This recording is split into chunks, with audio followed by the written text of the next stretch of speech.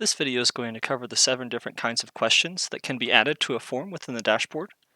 The first type is the short answer, and there will always be one added by default just when you create a new form. This can be used for a single line of text to gather information like a name, email address, or basic physical address information.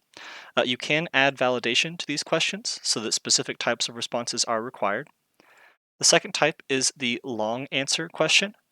Similar to the short answer, this does also just take text. However, this can be used for a large block of text. So for things like requesting feedback or long descriptions, for example, of a type of property.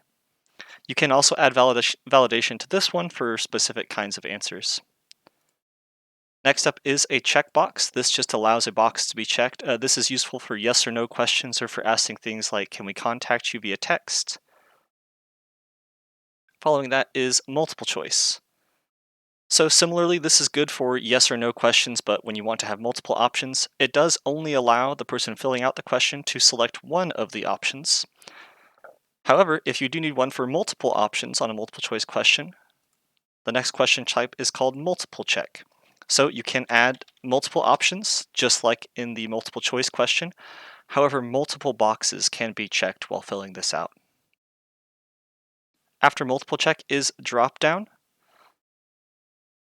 This is kind of similar to the multiple choice where you can only select one, but instead of them being listed out underneath the question, it will just be a drop-down menu that they can pick from. And finally is the date.